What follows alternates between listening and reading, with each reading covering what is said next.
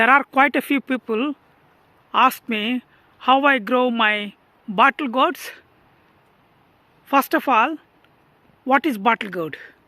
Bottle gourd is same family as a cucumber, but predominantly grow in India and Asian countries. And you can see this is the fruit, bottle gourd fruit ready to be harvested. It's 1.5 feet, close to 2 feet long, and look at this, they're getting ready to be harvested as well, especially this one and that one. Literally in 2 days they'll become like this, and this one it might take 5 days. So this is a gourd from India and also grow in most of the Asian countries. First point, when do I sow my bottle gourd seeds? I sow my bottle gourd seeds first week of April, or the latest is the 3rd week of April. Before first week of June, I want to plant my bottle gourd plants on the ground or in a pot. Seed takes around 8 to 10 days to germinate if it is above 12 to 15 degrees between, and it will not have any issues in germinating the seed if the seed is fresh or couple of years old. If it is 6 to 7 year old, the seed might not be able to germinate. After germinating the seed, I repot into a small pot, which is, I would say, like a 2 to 3 liter pot, and let it grow for 4 to 5 weeks. Then the plant will become around 1.5 feet long and ready to be planted. Next question, how do I prepare my soil? This is the compost bin I made up of with pallets. You can see pallets, and I put a mesh in between, preventing rats getting inside. And this compost is my allotment made 2-year-old compost, and I fill the compost until this level where the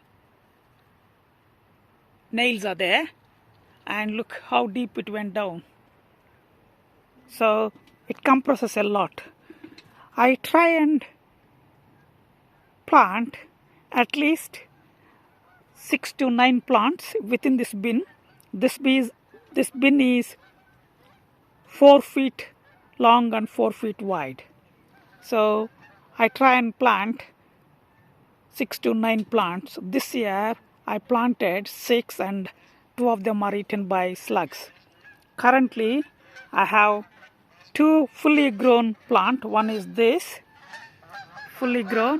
Look at the beautiful birds. And second is this one where I got these fruits from.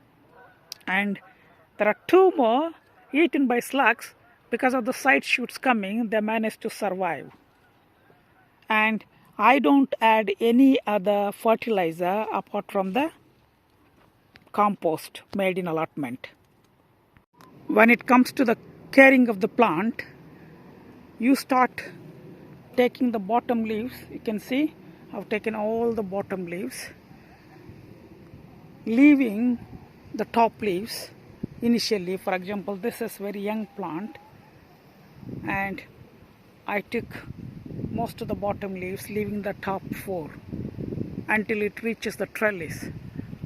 Then I leave most of the big leaves and try to manage the sunlight go through the leaves so that the leaves are healthy, and also preventing any disease etc. forming on top of the leaves. And if you see, I pruned loads of leaves, and example is, look, I've taken one of the leaf and leaving other leaf as it is. So alternate leaves are taken off and leaving the alternative ones. So this way sun can get through all the parts of the plant, and also good aeration for the leaves as well, so it won't get any diseases like powdery mildew, etc. At one point of time you do get powdery mill, however we try and prevent them as much as we can. This is the length of the one plant at the moment, starting from the compost bin down here all the way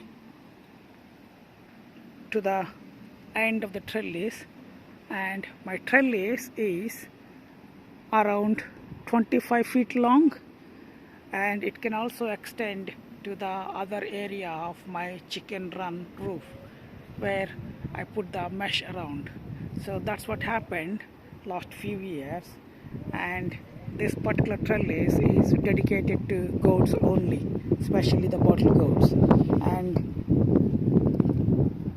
the trimming, look, I left one leaf, I pruned the other leaf, I left the other leaves, and similarly I continue to the rest of the plant as well.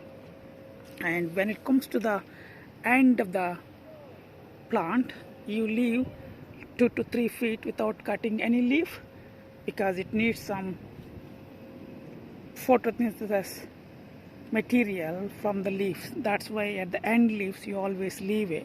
Only the leaves from the bottom of the plant to the middle of the plant, you cut the leaves and make sure that plant will get enough sunlight and the aeration to survive and also produce fruit for us. Regarding the pollination, you need to encourage the bees to come and do the pollination for you, otherwise fruits won't be matured properly. And you can also do hand pollination, and I don't encourage the hand pollination. I rather rely on the nature bees to come and do the pollination for me. For example, these two, I can see some pollination has been done. How do we do the hand pollination? For example, this is the male flower, there is no fruit, that's why it's male flower, and there is a fruit and flower, that's a female flower.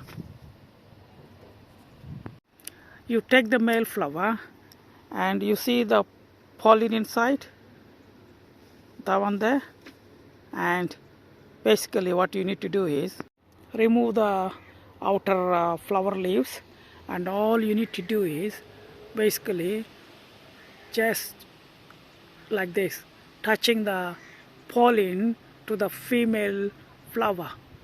So this is the process of hand pollination, in case if you want to do that.